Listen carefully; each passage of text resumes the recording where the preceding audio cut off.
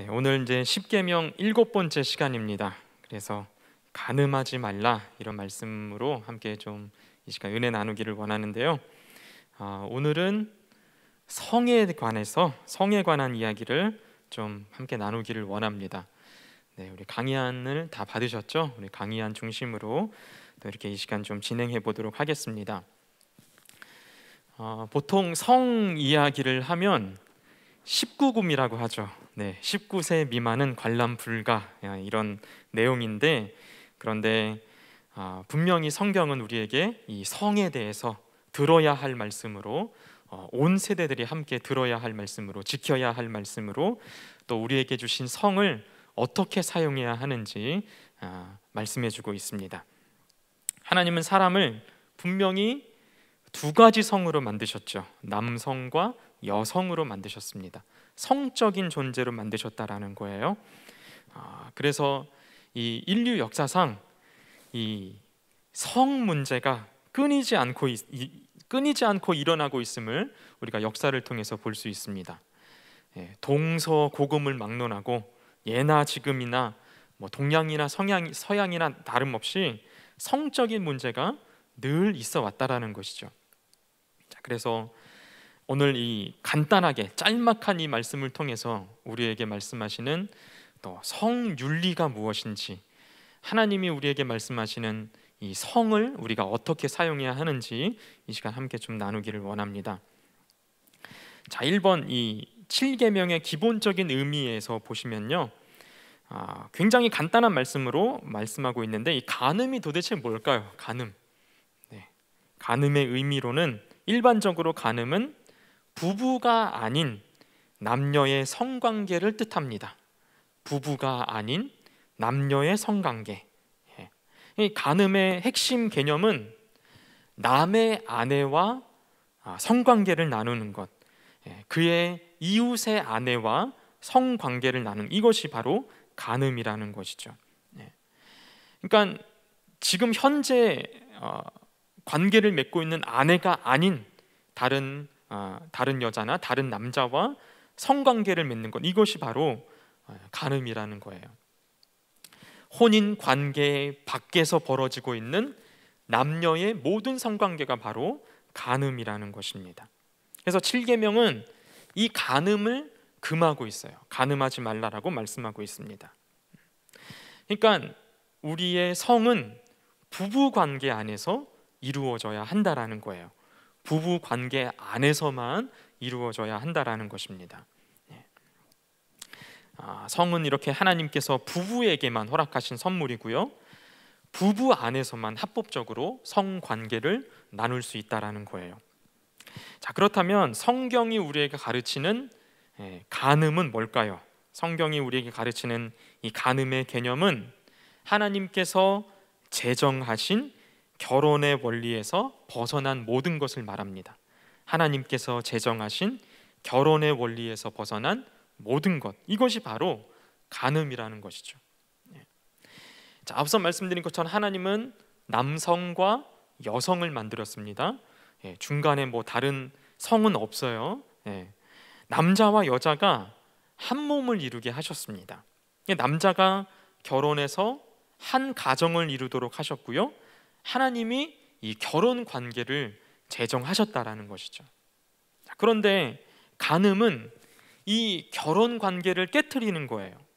자, 그러므로 성경은 이 간음함으로 인하여서 이 결혼 관계를 깨트리지 말라고 지금 말씀하고 있는 것입니다. 굉장히 결혼에 대해서 중요하게 말씀하고 있는데요, 이 결혼에 관해서는 잠시 후에 조금 더 자세하게 다루도록 하겠습니다. 자, 다음으로 간음은 성경은 이렇게 가르치시죠. 하나님께서 제정하신 신성한 결혼을 무가치하게 여기는 것, 이것이 바로 간음입니다. 하나님께서 제정하신 신성한 결혼을 무가치하게 만드는 것. 그리고 또 간음은 하나님이 아니라 사람이 결혼 제도를 세우려고 하는 행위를 말하는 것이죠. 하나님이 아니라 사람이 결혼 제도를 세우려는 것. 자, 쭉쭉 나가겠습니다. 뿐만 아니라 또 간음은 하나님이 짝지어 주신 배우자를 사랑하지 않는 것도 간음이라는 것이죠. 하나님이 남자와 여자를 짝지어 주셨는데 이 짝지어 주신 배우자를 사랑하지 않는 것, 이것도 넓은 범위에서 간음이라고 우리가 볼 수 있는 것입니다. 또 마지막으로 성경이 가르치는 간음은 한 남자와 한 여자가 한 몸을 이루는 방식이 아닌 다른 형태의 결혼, 이 모든 것이 바로 간음이라는 거예요. 한 남자와 한 여자가 한 몸을 이루는 방식이 아닌 다른 모든 형태, 이것이 바로 성경이 우리에게 말씀하시는 간음입니다. 자, 그래서 지금 우리가 이 7번째 계명을 함께 나누고 있는데요, 간음하지 말라, 이 말씀을 바꾸어 말하면 결혼 관계가 정말 중요하다라고 말씀하고 있는 거예요. 지금 간음하지 말라 부정문으로 되어 있잖아요. 결혼을 소중하게 여겨라, 이렇게 바꾸어서 말할 수도 있다라는 것입니다. 그러니까 결혼을 굉장히 중요하게 말씀하고 있어요. 그래서 첫 번째로 결혼은 하나님께서 친히 제정하신 제도라는 것입니다. 우리 2번에 가로 1번 지금 하고 있습니다. 결혼은 하나님께서 친히 제정하신 제도라는 거죠. 그래서 결혼은 단순히 사람과 사람 사이의 계약이 아니다라는 것입니다. 사람과 사람 사이의 계약이 아니에요. 하나님께서 짝지어 주신 것입니다. 자, 일반적으로 결혼은 뭐라고 지금 말을 하고 있습니까? 이제는 안 쓰셔도 돼요. 저를 보셔도 됩니다. 일반적으로 결혼은 두 남녀가 서로 눈이 맞아서 막 불꽃이 팍 튀어가지고 사랑해서 결혼하는 거라고 그렇게 우리가 일반적으로 말을 하잖아요. 그래서 이제 이 두 사람의 관계를 숨길 수가 없어서 많은 사람들을 불러 모아놓고 우리가 이제 합법적으로 부부가 되었습니다. 이제 우리가 가정을 이룰 것입니다. 이렇게 서약을 하는 게, 이게 바로 결혼이라고 생각하는 것이죠. 그래서 많은 사람들이 사람이 내가 좋아하는 사람을 선택해서 결혼한다고 생각을 합니다. 내가 이 사람하고 결혼해야 되겠다, 마음에 선택을 해서 결혼한다고 말을 한다라는 것이죠. 성경은 그렇게 말하지 않습니다. 여러분 밑에 보시면 참고 말씀 제가 이제 당구장 표시해 놓고 창세기 2장 22절 이하의 말씀에 보시면 이렇게 기록하고 있어요. 여호와 하나님이 아담에게서 취하신 그 갈빗대로 여자를 만드시고 그를 아담에게로 이끌어 오시니 아담이 이르되 이는 내 뼈 중에 뼈요 살 중에 살이라. 이것을 남자에게서 취하였은즉 여자라 부르리라 하니라. 이러므로 남자가 부모를 떠나 그의 아내와 합하여 둘이 한 몸을 이룰지로다. 결혼에 대해서 굉장히 잘 드러내주고 있는 말씀이라고 볼 수 있습니다. 그러니까 여호와 하나님이 남자와 여자를 만드시고 어떻게 하십니까? 남자에게서 여자를 이끌어 오시죠. 그러니까 사람은 내가 좋아하는 사람을 선택한다고 말을 하는데 성경은 그렇게 말하고 있지 않아요. 이끌어 오신다라는, 이끌어 오신다.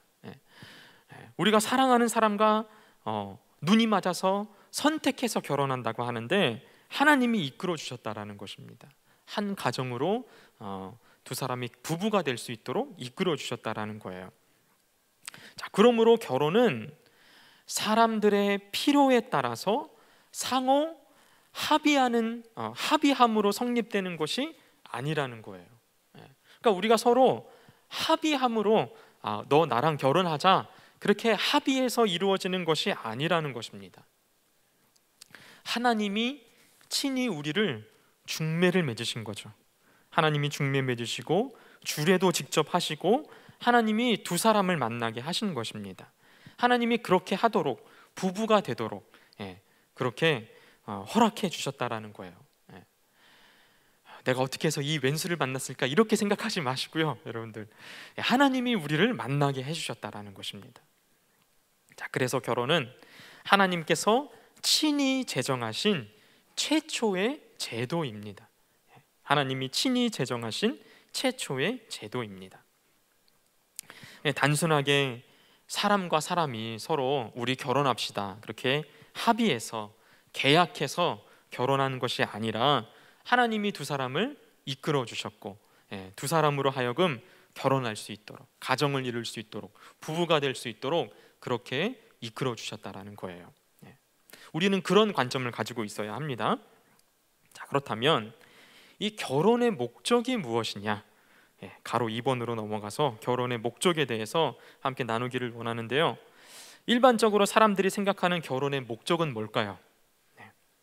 아이를 낳고 행복하게 사는 것이 결혼의 목적이라고 생각을 합니다. 보통 대부분은 그렇게 생각을 하는 것이죠. 자, 그리고 옛날 이제 이 왕정 시대를 생각을 해보자면은 결혼을 통해서 자손을 낳는 것이 이 국가의 존속을 위한 것이었어요. 국가가 존속되려면 결혼을 통해서 자손을 낳는 것, 이것이 결혼의 목적이다 생각을 했다라는 것이죠. 그러니까 아기를 많이 낳아서 그 아기를 많이 낳아야 나라가 부강해지는 것이죠. 자, 그리고 때로는 결혼을 신분 상승을 위한 것이라고 그렇게 생각했다라는 거예요. 국가의 존속과 신분 상승을 위한 것이라고 이렇게 결혼을 생각하고 있었다라는 것입니다. 그래서 결혼을 통해서 내가 한 단계 이렇게 신분이 상승되고 업그레이드되고 또 다음 레벨로 또 나아가기 위해서 그런 목적으로 결혼을 생각하고 있었다라는 거예요. 자, 마지막 디귿에 보시면 농경 사회에서는 결혼을 노동 인구를 늘리는 것으로 생각을 했습니다. 노동 인구를 늘리는 것으로. 아이를 많이 낳아야 사람이 일할 수 있는 사람들을 많이 얻을 수 있게 되는 것이죠. 그래서 부족 사회를 유지할 수 있게 된 것입니다. 서로 이렇게 부족을 이루어서 부족 사회를 유지할 수 있게, 이것이 일반적으로 생각하는 일반 사람들이 결혼의 목적이라고 생각한다라면 성경적인 목적은 무엇일까요? 성경은 결혼에 대해서 뭐라고 말씀하십니까? 하나님 나라의 확장의 개념이 있는 거예요. 하나님 나라의 확장의 개념이 있는 것입니다. 또한 이 결혼을 통하여서 하나님 나라의 사명을 완수하는 것입니다. 하나님 나라의 확장과 하나님 나라의 사명을 완수하는 것이죠.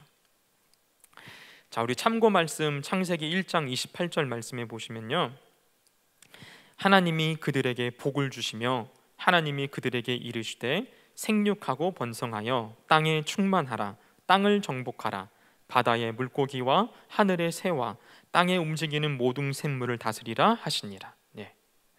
그러니까 이 지상에 하나님의 백성의 수가 많아지게 하는 것, 번성하는 것, 이것이 바로 하나님께서 결혼을 통해서 이루시고자 하시는 목적이라는 것입니다. 이 땅을 하나님의 온전한 뜻으로 또 이루어지고 성취될 수 있도록 이 땅을 다스리고 점령하게 하는 것, 이것이 바로 하나님께서 제정하신 결혼의 목적이라는 것이죠. 자, 그리고 디귿에 보시면 남편과 아내가 서로 돕기 위한 방편으로 결혼의 목적으로 제정해 주셨습니다. 남편과 아내는 서로 돕기 위해 존재한다라는 거예요. 자, 우리 가로 3번 밑에 이제 참고 말씀에 보시면요, 이렇게 기록되어 있습니다. 창세기 2장 18절 말씀.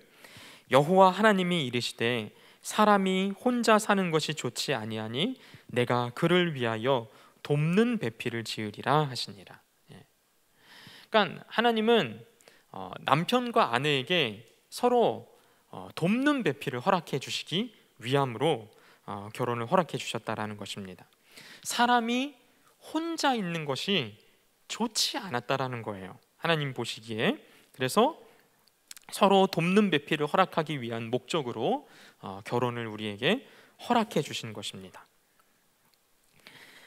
자, 이러한 이유와 목적으로 우리에게 결혼하게 하시는데, 자, 가로 3번입니다. 결혼은 하나님이 짝지어 주신 결과라는 것이죠.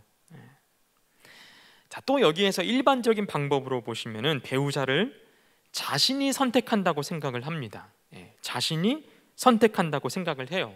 그래서 자신이 선택하니까 자기 마음대로 취소도 할 수 있는 것이죠. 일반적인 사람들의 생각입니다. 자기가 선택을 해서 내 마음대로 취소도 할 수 있다. 결혼을 그렇게 생각한다라는 것이죠. 자신이 마음에 맞는 사람을 만났다 헤어졌다 반복하면서 자신이 생각하기에 가장 합당한 사람을 선택해서 결혼을 하고, 뭔가 살다가 마음에 들지 않으면은 취소도 할 수 있다고 그렇게 생각을 한다라는 거예요. 네, 우리는 그렇게 생각하지 않습니다. 성경적인 방법은 뭐라고 말씀합니까? 하나님이 짝지어 주신 거라고 말해요. 하나님이 짝지어 주셨다. 내가 선택하는 것이 아니라 하나님이 짝지어 주신 것입니다. 우리 앞서 말씀해 보셨듯이 사람이 혼자 사는 것이 좋지 아니하니 내가 그를 위하여 돕는 배필을 지으리라. 하나님이 짝지어 주신 거예요. 지금 여기에서 이 서로에게 이 돕는 배필이 되게 하겠다고 하는 이 돕는 배필이라고 하는 이 말은요, 그에게 딱 맞는 이란 뜻을 가지고 있어요. 그에게 딱 맞는, 그러니까 나에게 딱 맞는 배우자를 허락해 주신 거예요. 여러분, 지금 같이 살고 있는 그 배우자가 하나님이 딱 맞는 사람으로 허락해 주셨다라는 것입니다. 네, 믿으시기 바랍니다. 네, 하나님이 딱 맞는 짝을 허락해 주신 거예요. 자, 그러니까 이 아담이 뭐라고 고백을 합니까? 이는 내 뼈 중에 뼈요 살 중에 살이라. 하나님이 딱 맞는 돕는 배필을 허락해 주심으로 인해서 내 뼈 중에 뼈요 살 중에 살이라고 이렇게 고백을 하는 것이죠. 자, 이렇게 하나님이 짝지어 주신 결혼을 상대자, 결혼의 이 대상은 뭘까요? 가로 4번입니다. 결혼의 대상. 자, 결혼은 한 남자와 한 여자가 하는 것입니다. 한 남자와 한 여자. 앞서 이 참고 말씀에서 보신 이 창세기 2장 24절 말씀을 다시 한번 보시면요, 이러므로 남자가 부모를 떠나 그의 아내와 합하여 둘이 한 몸을 이룰지로다. 이 짧은 구절 안에 결혼에 관해서 굉장히 중요한 원리를 담고 있습니다. 자, 결혼은 한 남자와 한 여자가 하는 거예요. 자, 남자와 남자일 수 없습니다. 결혼의 상대로 한 남자와 한 여자가 하는 거예요. 그러니까 남자와 남자가 결혼할 수 없는 것이죠. 또 여자와 여자가 결혼할 수도 없는 것입니다.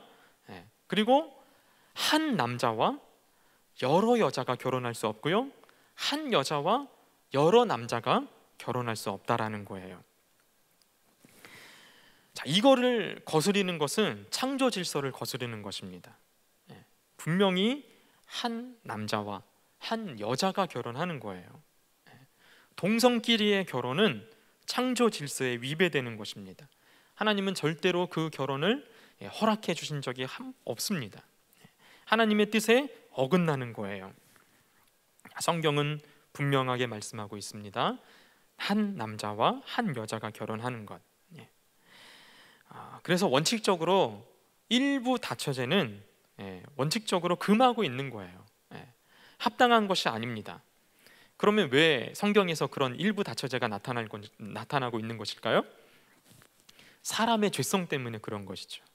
사람의 죄성 때문에 사람이 한 사람으로 만족하지 못하기 때문에 여러 아내를 두고 여러 남편을 두는 것입니다. 네, 원칙적으로는 한 남자, 한 여자라는 것이죠. 자, 이 이야기가 계속 또 나올 것입니다. 자, 다음, 결혼은 부부가 한 몸을 이루는 것이에요. 한 몸을 이루는 것이다. 자, 결혼을 통하여서 1 플러스 1은 1이 성립되는 것입니다. 1 더하기 1이 2가 아니라 1 더하기 1은 1이 되는 게 바로 결혼이라는 것이죠. 자, 여기서 지금 이 그의 아내와 합하여라고 하는 이 뜻은 어떤 사람에게 풀칠하여서 달라붙게 하다, 이런 뜻을 가지고 있대요. 풀칠해서 달라붙게 하다. 그러니까 부부가 절대로 떨어질 수 없습니다. 하나가 되는 거예요. 두 사람이 하나가 되는 게 바로 결혼인 것입니다. 따라서 이 하나가 된 둘 사이에 다른 어떤 사람이 들어올 수가 절대로 없습니다. 들어와서도 안 되는 것이죠. 그 남자와 여자 사이에 어느 누구도 들어올 수 없습니다. 부모도, 친구도, 이웃도, 자식도 들어올 수 없어요. 오직 한 남편과 한 아내만 있을 뿐입니다. 이 둘이 하나가 되는 거예요.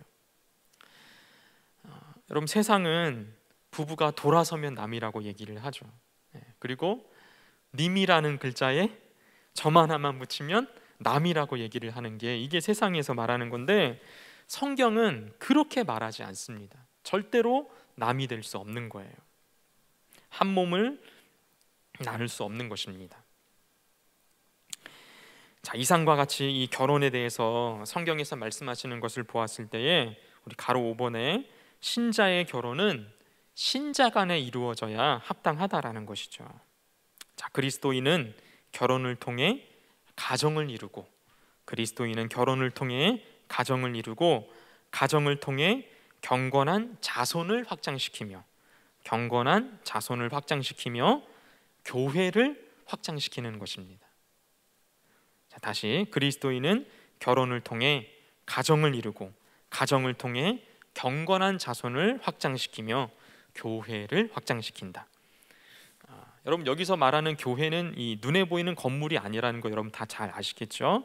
하나님을 주인으로 섬기는 백성들, 하나님의 나라를 말하는 것입니다. 자, 그래서 이러한 목적을 이루기 위해서 신자는 신자와 결혼함이 합당합니다. 신자는 신자와 결혼하는 것이 합당합니다. 여러분, 하나님께서 결혼을 제정하신 이유는 그저 이 남녀가 육체적인 결합을 통해서 쾌락을 얻으라고, 즐거움을 얻으라고 그 이유로 주신 것이 아니라는 거예요. 혹은 혼자 살면 심심하고 재미없으니까 돕는 배필을 주신 것, 이것도 아니라는 것입니다. 결혼의 궁극적인 이유는 거룩한 자손을 얻기 위한 것입니다. 거룩한 자손. 그러니까 교회의 확장에 있는 거예요. 하나님의 나라가 확장되는 것이 바로 이 결혼해 주신 목적입니다. 하나님께서는 이 결혼을 통하여서 계속해서 하나님의 사람들, 거룩한 백성들을 얻기 위한 수단으로 결혼을 허락해 주신 것입니다. 그래서 구원의 역사가 계속해서 자자손손 이렇게 이어질 수 있도록 하기 위해서 결혼을 허락해 주셨어요. 자, 그러므로 그리스도인들은 같은 믿음을 고백하고 있는 이 그리스도인과 함께 결혼하는 것이 합당하다라고 말씀드릴 수 있습니다. 혹은 때로는 이렇게 이 불신자와 결혼을 해서 그 불신자를 믿게 하는 것도 좋은 일이죠.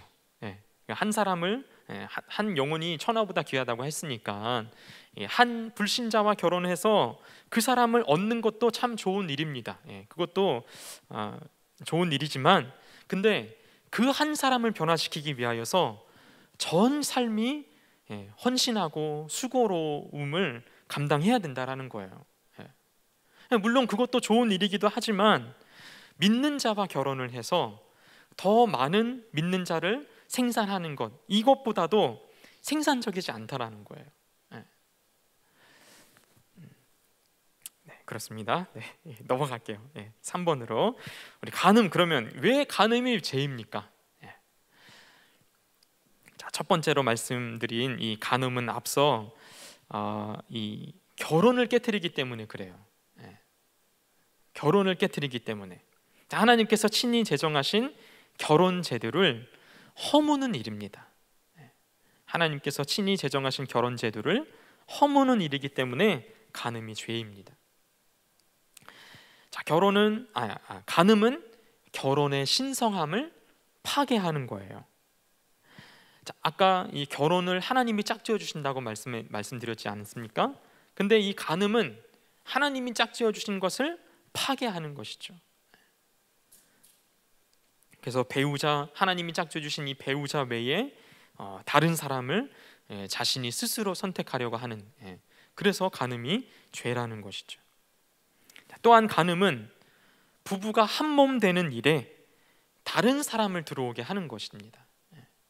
부부가 한 몸 되는 일에 다른 사람을 들어오게 하기 때문에 그게 죄라는 거예요. 한 몸 된 부부 사이에 그 누구도 들어올 수 없습니다. 부부 사이에 이 다른 사람이 들어오는 순간 어떻게 됩니까? 전쟁이 시작되는 것이죠. 한 사람의 일상이 망가지고 삶이 피폐해지는 것입니다. 여러분, 이 부분에 대해서는 이 드라마를 통해서 우리가 간접적으로 경험하고 있지 않습니까? 드라마를 틀면 맨날 이렇게 불륜 이야기, 바람피는 이야기들이 나오는데 전쟁이 시작되는 것이죠. 드라마 부부의 세계 많이 보셨을 것 같아요. 네, 보셨죠? 네. 이 그 장면에서 제가 좀 기억에 남는 게 이 김희애가 나오잖아요. 김희애의 그 남편으로 등장하는 사람이 자기 아내 이외에 다른 사람을 만나서 이렇게 바람을 핍니다. 그러면서 이 사람이 이런 말을 해요. 사랑하는 게 죄는 아니잖아. 다 처음 들으시는 것처럼 이 표정이 별로 안 좋으신데, 사랑하는 게 죄는, 이 사람이 지금 주장하는 게 사랑하는 게 죄는 아니잖아, 이렇게 얘기를 하는 거죠. 여러분, 사랑하는 게 죄일까요, 아닐까요? 사랑하는 게 죄는 아니죠. 근데 대상이 문제라는 거예요. 사랑하는 게 절대로 죄는 아닙니다. 대상의 문제예요. 대상의 문제. 자기 아내 이외에 다른 사람을 사랑하는 것은, 이것은 죄입니다. 죄. 자, 궁극적으로 간음은 하나님께 대한 죄이며 하나님의 위치에 앉으려는 시도입니다. 하나님께 대한 죄이며 하나님의 위치에 앉으려는 시도이다. 자, 간음은 사람에게 향한 죄일 뿐만 아니라 궁극적으로 하나님께 대한 범죄예요. 하나님께 대한 범죄. 자, 하나님과 맺은 이 언약 관계를 깨트리는 일입니다. 자, 그래서 결국에는 하나님의 위치에까지 앉으려고 하는 교만한 죄라는 것이죠. 자, 그래서 이렇게 간음으로 생겨난 문제는 삶과 죽음의 문제로까지 이어지게 됩니다. 삶과 죽음의 문제까지. 자, 간음은 이웃의 가정의 삶을 파괴합니다. 이웃의 가정의 삶을 파괴합니다. 여러분, 지금 우리가 7번째 계명 나누고 있지 않습니까? 그 앞선 계명 6번째 계명은 뭐죠? 지난주의 말씀, 살인하지 말라라는 말씀이죠. 이 살인하지 말라라고 하는 이 계명은 한 사람의 생명을 박탈하는 것으로 끝납니다. 살인은. 자, 그런데 간음은 한 사람뿐만 아니라 한 가정을 파괴하는 것이죠. 그래서 간음은 또한 살인뿐만 아니라 도둑질하는 8계명을 범하는 것이기도 합니다. 다른 사람의 이웃을, 다른 이웃의 아내를 범하는 것이죠. 도둑질하는 것입니다. 그리고 나서 내 이웃의 아내를 탐내지 말라라고 하는 이 10번째 계명도 범하게 되는 것이죠. 다윗의 경우를 통해서 우리가 잘 알고 있지 않습니까? 밧세바를 범하면서 7번째 계명을 범하게 되었고, 또 밧세바의 남편인 우리아를 죽게 되었고, 이 끔찍한 범죄로까지 이어지게 되는 것입니다. 간음은 7계명뿐만 아니라 6, 7, 9, 10 이렇게 여러 가지 계명들을 같이 범하게 되는 것입니다. 그래서 한 가정을 파탄나게 하는 것이죠. 자, 그래서 간음의 결과로 생긴 임신은 평생 숨길 수 없는 죄의 증거가 됩니다. 간음의 결과로 생긴 임신은 평생 숨길 수 없는 죄의 증거가 되는 것이죠. 간음의 결과로 이렇게 아기가 생기게 되면, 생명이 이렇게 생기게 되면 어찌됐건 축복받아야 하지만, 그렇지만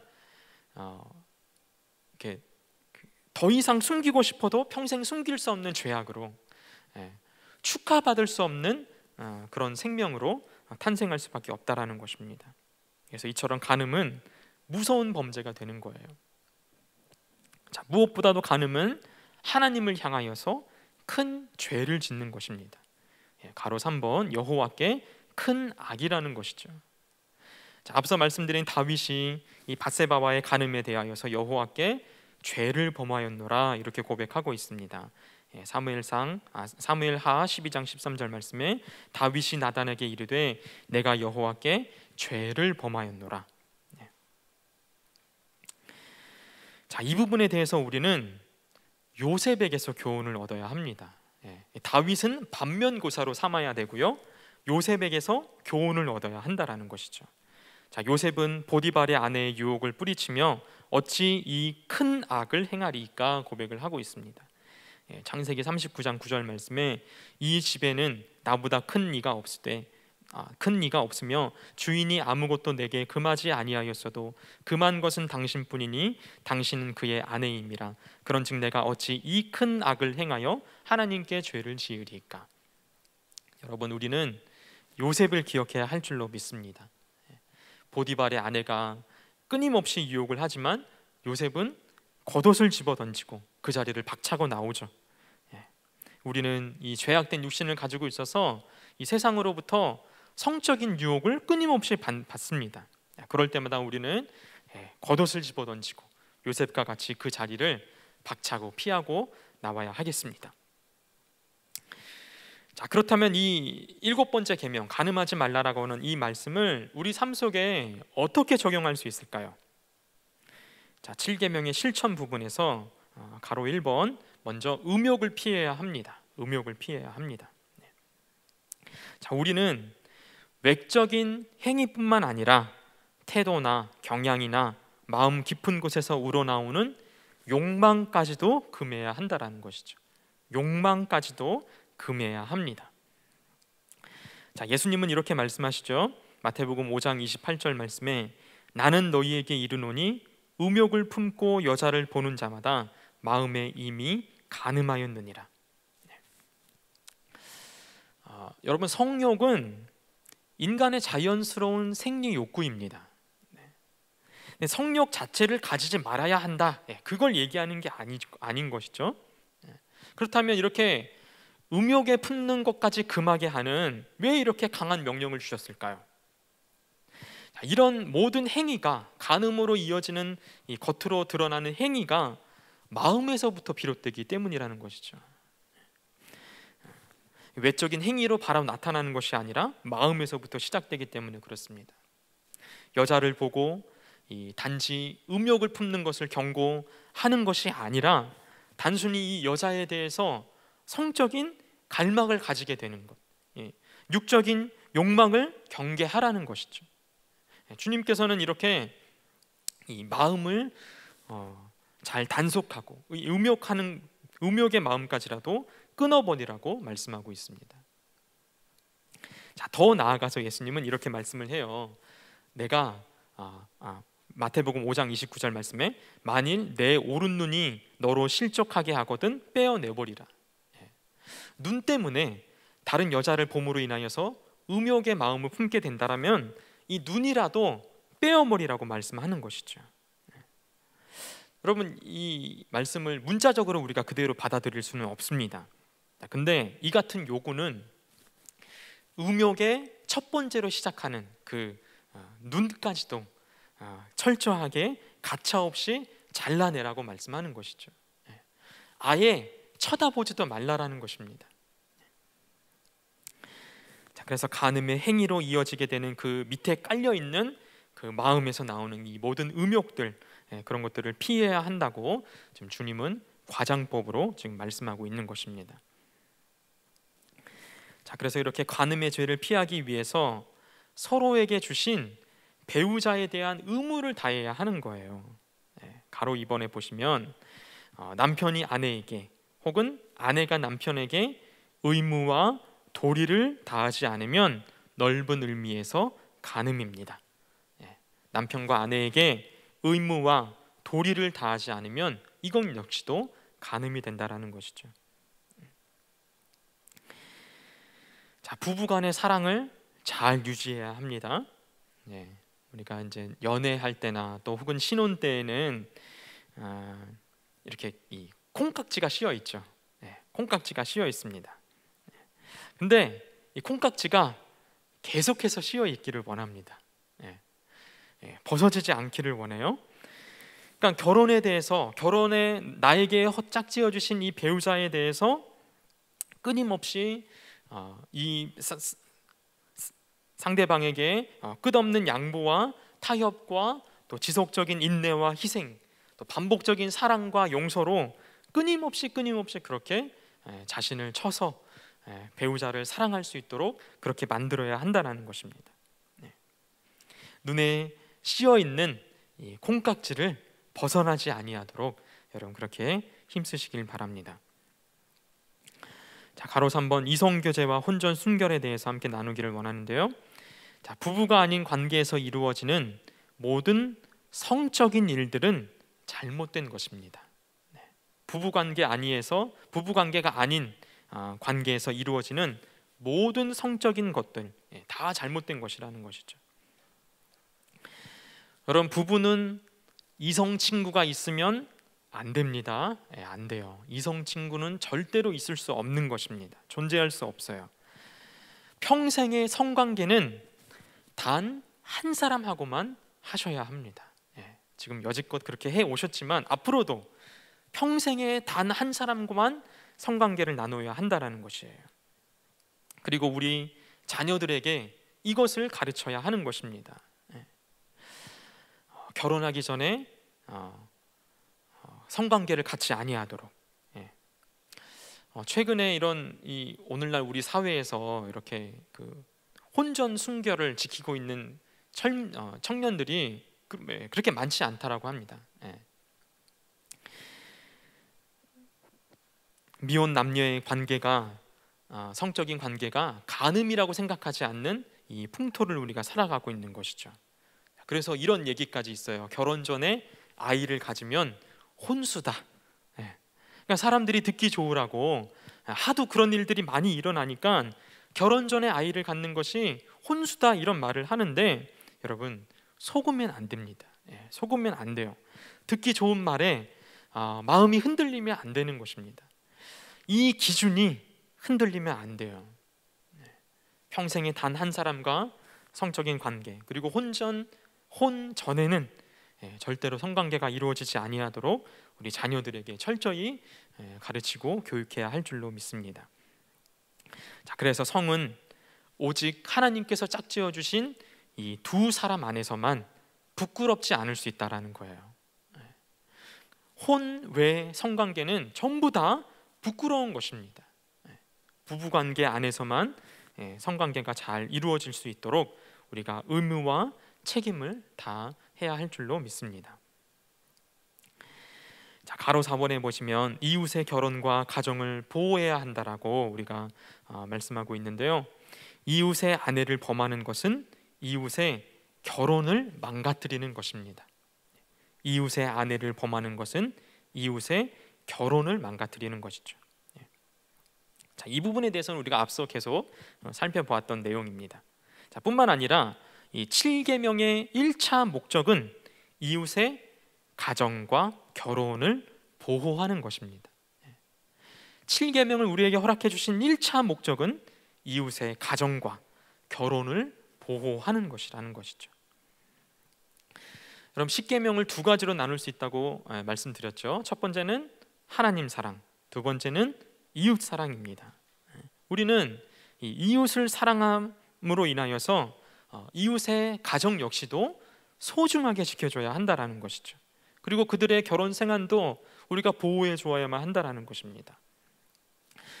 물론 내 가정과 내 결혼을 지키는 것도 이유가 있지만, 그보다 다른 사람의 결혼을 소중하게 지켜주고 그들을 결혼 생활을 순결하게 보호해 주는 것, 이것이 바로 우리의 삶 속에 나타나야 한다라는 것이죠. 자, 그러면 이제 마지막 해결책으로서 우리가 성적인 이런 죄악으로부터 또 어떻게 피해야 하는지, 간음하지 말아야 되는 하나님의 말씀을 어떻게 이룰 수 있는지, 그 부분은 하나님의 용서와 하나님의 향한 사랑밖에 없다라는 거예요. 자, 하나님에 대한 사랑만이 성적 탐욕에서 해방되는 유일한 길입니다. 하나님에 대한 사랑만이. 자, 인간은 성적 유혹에 특히 연약한 존재입니다. 목회자들도 이런 이 성적인 범죄로 인하여서 타락한 경우들을 우리가 많이 볼 수 있어요. 무너지고 넘어진 분들을 많이 볼 수 있습니다. 자, 이 인간의 힘으로는 아무리 애를 써도 해결될 수 없는 것이 바로 이 성적인 범죄입니다. 나도 모르는 사이에 빠져 들어간다라는 것이죠. 자, 간음과 또 성적 탐욕으로부터 벗어날 수 있는 유일한 방법은 하나님의 사랑밖에 없다라는 거예요. 자, 그 한 가지 예로 예수님 당시에 이 바리새인과 서기관들이 예수님을 올무에 빠뜨리기 위하여서 현장에서 간음하다가 잡힌 여인을 예수님께 데리고 옵니다. 자, 이러한 상황에서 예수님이 뭐라고 말씀하십니까?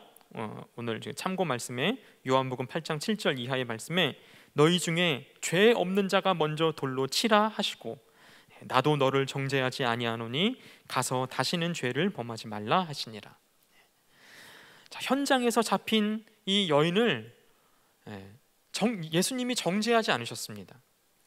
자, 그 많은 사람들 중에서 예수님 홀로 그 사람을 정죄할 수 있었습니다.